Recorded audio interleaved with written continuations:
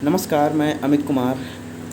साथियों, मैं आज बात करूंगा जूनियर एडेड एग्ज़ाम में उन भाइयों के बारे में जिन्होंने एग्ज़ाम देते समय अपने ओएमआर शीट में गलत डबल गोला और गलत सीरीज और गलत अनुक्रमांक भर दिया था, तथा सीटों के बारे में कितनी सीटें हो सकती हैं और ये भर्ती कब तक पूरी हो सकती है और टीजीटी में और पीजीटी में कितनी सीटें आ सकती हैं और कैसे इसका अध्यासन हो रहा है। इन 4 मुद्दों पे अभी मैं बात करने वाला हूं। तो साथियों, वीडियो शुरू करते हैं। पहला मुद्दा है कि डबल गोला। साथियों, मेरी बात सुन के शायद आपको बुरा लगे, लेकिन जो सच्चाई है वो तो कहना पड़ेगा। मेरे भाई, आप सब जिन्होंने जूनियर के एग्ज़ाम में अपने ओएमआर शीट में अगर आपने डबल गोला या गलत सीरीज या गलत अनुक्रमांक भरा है तो आपका रिजल्ट पहले भी घोषित नहीं किया गया है, जो कि आपको पता भी है।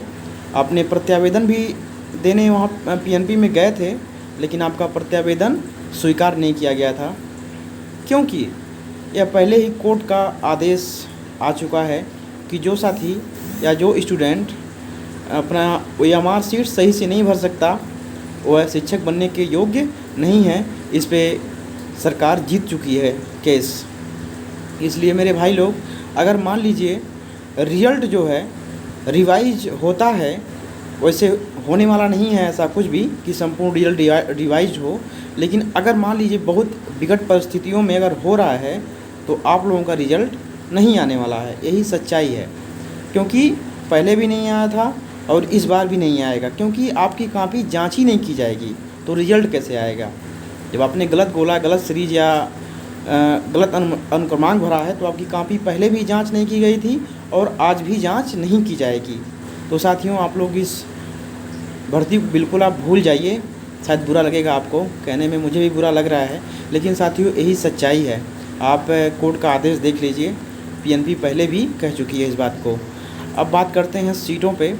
तो साथियों, काफ़ी मैसेज लोग कर रहे हैं कि सर सीटें कितनी होंगी, बार बार यही मैसेज आता है, सीटें कितनी जा सकती हैं। तो मेरे भाई, अभी जो अधिकारियों का बातचीत चल रहा है उनके हिसाब से तो यही लग रहा है कि बेसिक में जो अब 35:1 कर दिया गया है और जो 6 से 8 तक सरकारी होता है उसमें भी 35:1 लिया जा रहा है। तो इस हिसाब से मेरे साथियों, इस जूनियर भर्ती में भी 35:1 के हिसाब से ही सीटें सृजित की जा रही हैं, जिसका मतलब है कि अधिकतम सीटों पर भर्ती की जा सकती है।